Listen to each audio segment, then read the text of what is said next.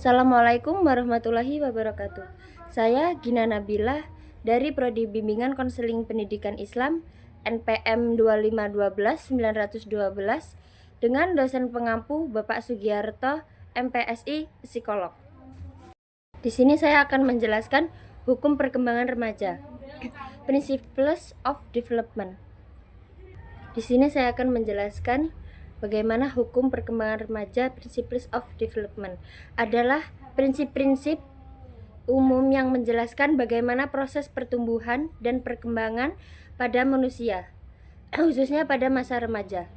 Prinsip ini digunakan dalam bidang psikologi perkembangan dan pendidikan untuk memahami perubahan fisik, kognitif, sosial, dan emosional pada masa remaja. Berikut beberapa prinsip dan hukum perkembangan pada remaja.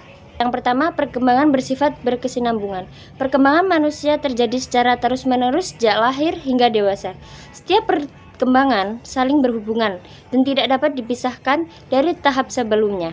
Contoh, seorang anak kecil yang belajar berkomunikasi dengan baik, maka akan lebih mudah menjalin hubungan ketika sudah dewasa. Yang kedua, perkembangan memiliki pola tertentu. Perkembangan manusia mengikuti pola yang teratur, misal dari yang sederhana menuju yang lebih kompleks. Contoh, remaja awal yang biasanya mulai berpikir tentang dirinya sendiri, sedangkan remaja akhir mulai mampu berpikir kritis, merencanakan masa depan, dan mempertimbangkan berbagai kemungkinan dalam mengambil keputusan. Yang ketiga, perkembangan dipengaruhi oleh hereditaritas dan lingkungan. Perkembangan remaja dipengaruhi oleh faktor keturunan genetik dan lingkungan seperti keluarga, sekolah, teman sebaya, dan masyarakat. Contoh, remaja yang memiliki bakat musik dari orang tuanya akan berkembang lebih baik jika didukung dengan lingkungan yang menyediakan latihan musik atau pendidikan seni. Yang keempat, setiap individu memiliki kecepatan perkembangan yang berbeda. Tidak semua remaja berkembang dengan kecepatan yang sama. Ada yang lebih cepat matang secara fisik, emosional, atau intelektual. Contoh, dalam satu kelas ada remaja yang sudah lebih tinggi dan mengalami perubahan suara lebih cepat dari yang lain. Yang kelima, perkembangan meliputi perubahan kualitatif dan kuantitatif. Perkembangan tidak hanya berkaitan dengan pertambahan ukuran tubuh, tetapi juga perubahan kemampuan berpikir, sikap, dan perilaku.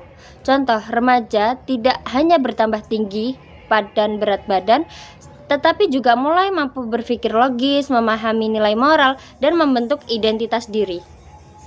Yang keenam, perkembangan dipengaruhi oleh kematangan. Kematangan biologis sangat mempengaruhi perkembangan terutama pada masa pubertas. Contoh, perubahan hormon pada masa pubertas menyebabkan perubahan fisik seperti tumbuhnya rambut di bagian tertentu, perubahan suara, serta munculnya ketertarikan terhadap lawan jenis. Yang ketujuh, perkembangan merupakan proses yang terintegrasi. Perkembangan fisik, emosional, sosial, dan intelektual saling berkaitan dan mempengaruhi satu sama lain.